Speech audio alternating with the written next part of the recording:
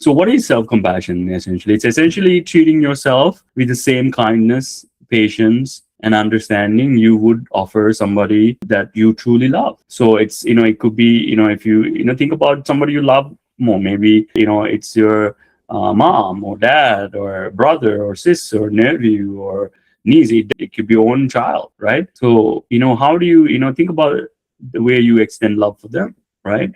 And then can you extend that love to yourself? That's really the question, right?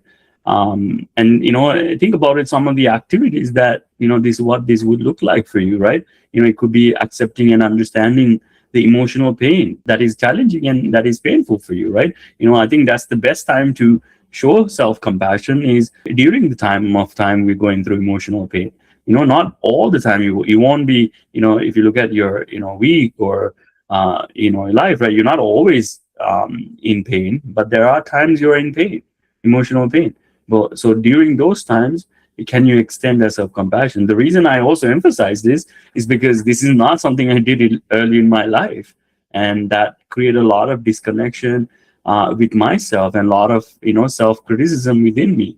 But I realized it early in my life. I was doing a lot of self-abandonment. When I go through challenges and things of myself, I would abandon myself. I wouldn't work on it. I wouldn't help myself get out of it. So, and then I realized, why do I treat myself when I go through, especially a rough time, a hard time, when I'm made mistakes or when I went through a challenging time? Why do I become so hard on myself? So when I started to ask that is when I really started to see the benefit, even self-compassion, and start to see how much I casually or subconsciously, remember the subconscious mind, how we subconsciously engage in self-criticism, self-condemnation, and abandonment without our knowing. Because we simply think that's the right way to do it. It might not be the most useful thing you can do. Right? So that's key to understand. Right? Recognize emotional response, like we talked about it already. Reminding this is key. It is a natural response. Emotional pain is a natural response to sense of loss, rejection, betrayal, and other causes that we saw. Right? So it's a completely natural response, and it's essentially asking for love and understanding. Right? So treat yourself when you are asking. It is essentially your subconscious mind asking for that. Treat yourself with love and understanding. Right? Especially during that emotional pain. That's really the idea is about. Right? So many of us are subconsciously criticize ourselves without we knowing and abandon ourselves during struggle. Right? So again, it's a self-compassion or compassion is a skill to develop. Right? Where many of us are not really taught how to be compassionate to ourselves. We are taught how to correct. We are taught how to punish ourselves, to maybe criticize ourselves when we make errors, right? But no one taught us, okay, how do you can encourage yourself, praise yourself, forgive yourself, right? These things are not really taught, unfortunately, I feel, right? We tell this to do it to others, other people. Oh, you need to forgive others. Yeah, but what about you need to forgive yourself, right? We can't. It's really impossible to forgive others if you cannot forgive yourself. It's really challenging. It's not right. So the first comes from, hey, can I really be compassionate and forgive myself? And sometimes the mistakes and errors that we hold on to, that we believe we have done wrong, they're not even that big or that bad.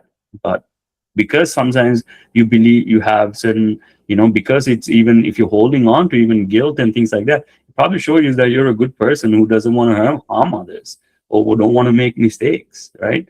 So that shows a lot about you, right?